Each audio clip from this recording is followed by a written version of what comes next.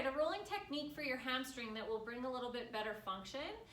You're gonna start with a tennis ball. It can be a bigger ball. I tend to use most of them, like the size of a tennis ball is ideal. You're gonna put it just below your sit bone. So the sit bone is if you were to find the boniest part of your butt. So some people say they have bony bums, it's that bone, right? If you have a little extra tissue, you can always spread the tissue away to find that sit bone. But you're more or less what you're gonna do is put the ball just below that bony part. Okay, we're gonna work our way down. So for me, what you're doing is you're looking for like a mountain.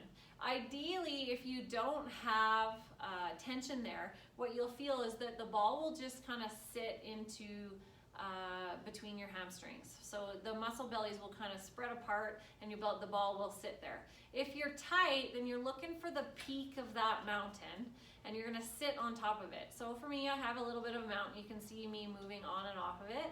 So you wanna put it on there. Now, what you're gonna do is create mobility either by straightening your leg, and if I move back so you can actually see what I'm doing, or you can point and flex your foot. So if you point and flex your foot, right? So if this is too sensitive to straighten this leg, then you just want to create a little bit of wiggle room by pointing and flexing your foot.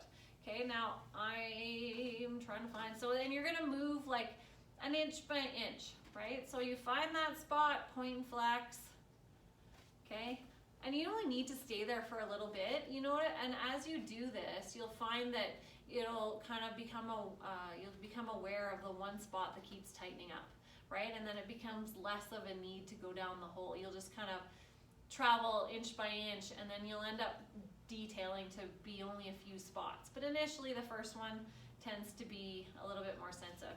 Okay, and you're gonna travel all the way down until you get to the back of your knee. And whether you're bending and straightening your leg, you wanna make sure that you're not over here leaning. So try to keep, obviously you will lean a little bit, but you wanna try to keep your weight equal over your bum. And as you travel down your leg, that's gonna be a little bit easier.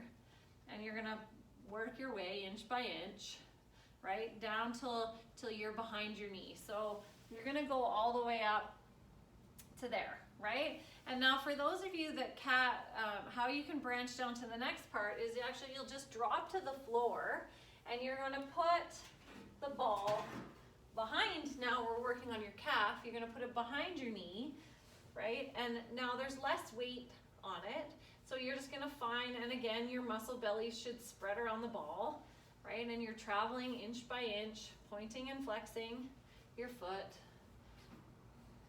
right? Now there's a smaller or a more tight spot, and you're just traveling, trying to make space down the back part of your leg. Okay, this space then allows us to train the back part without fighting with all the restrictions that you may have. Right? Now, once you've done one side, I want you to just go for a walk around and just feel how different the one side feels from the other. Okay, and now it's important to, once you've released that, to create a little function.